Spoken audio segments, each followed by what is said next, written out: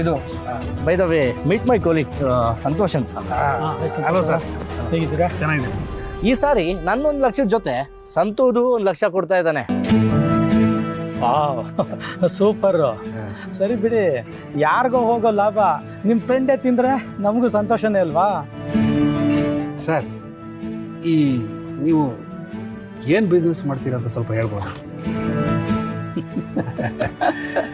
Sir, customs ಅಲ್ಲಿ ಬರೋ 60% ಗೂಡ್ಸ್ನ ಯಾರು ಬಿಡಿಸ್ಕೊಳ್ಳೋದಿಲ್ಲ. ಅದನ್ನೆಲ್ಲ ಇಲ್ಲಿಗಲ್ ಆಗಿ ಹರಾಜ್ ಹಾಕ್ಬಿಡ್ತಾರೆ. ಅಲ್ಲಿ ಬಂದಿರೋ ಮಾಲ್ಗಳನ್ನೆಲ್ಲ ತಗೊಬಂದು ಹರಾಜ್ ಹಾಕ್ತಾರಲ್ಲ, ಅದನ್ನೆಲ್ಲ ತಗೊಬಂದು ನಾವು ಹರಾಜ್ ಹಾಕ್ತೀವಿ. ಇವತ್ತು ಹರಾಜ್ ಹಾಕಿರೋದನ್ನ ಪರ್ಚೇಸ್ ಮಾಡ್ತೀವಿ, ನಾಳೆ ಅದನ್ನ ಮಾರ್ತೀವಿ. ಹೀಗೆ ಅದೇ ಥರ ನಡೀತಾ ಇದೆ ಸರ್. ಸರ್, ನಿಮ್ಗೆ ಅಷ್ಟೊಂದು ಲಾಭ ಸಿಗುತ್ತೆ, ನೀವು ಮಾತ್ರ ಬರೀ 10-15 ಸಾವಿರ ಕೊಟ್ಟರೆ ಹೇಗೆ ಸರ್? ಸ್ವಲ್ಪ ಜಾಸ್ತಿ ಕೊಡ್ಬೇಕಲ್ವಾ? ನಮಗೆ ಜಾಸ್ತಿ ಬಂತಂದ್ರೆ ನಾವು ನಿಮಗೆ ಜಾಸ್ತಿ ಕೊಡ್ತೀವಿ ಸರ್.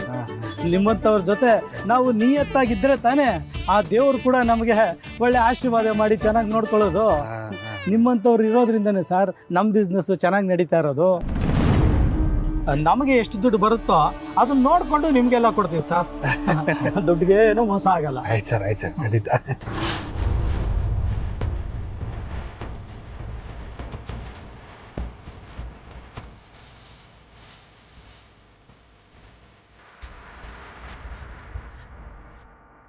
ನಂದೊಂದು 1 ಲಕ್ಷ ಇದೆ, ನಮ್ಮ ಸಂತೂರ್ 1 ಲಕ್ಷ ಇದೆ.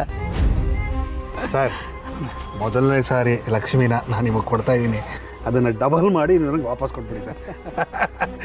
ಯಾವಾಗ ವಾಪಸ್ ಕೊಡ್ತೀರಾ ಸರ್? ಸರ್, ನಾಳೆ ಬೆಳಿಗ್ಗೆನೇ ನಿಮ್ಗೆ ತಂದು ಕೊಟ್ಬಿಡ್ತೀನಿ. ಹೌದಾ? ದುಡ್ಡು ಹುಷಾರು ಸರ್, ಗ್ಯಾರಂಟಿ ಅಲ್ವಾ? ಸರ್, ಇವೇನು ಸರ್ ಹಿಂಗೆ ಮಾತಾಡ್ತೀರಾ? ಸುಂದರ್ ಕೇಳಿ ಸರ್, ಅವ್ರು ಎಷ್ಟು ವರ್ಷದಿಂದ ನನ್ನ ಜೊತೆ ಬಿಸ್ನೆಸ್ ಮಾಡ್ತಾ ಇದ್ದಾರೆ ನೋಡಿ ಸರ್. ನೀವು ಇವ್ರ ಮೇಲೆ ಗ್ಯಾರಂಟಿ ಇಟ್ಟು ನನಗೆ ದುಡ್ಡು ಕೊಡ್ಬೋದು ಸರ್.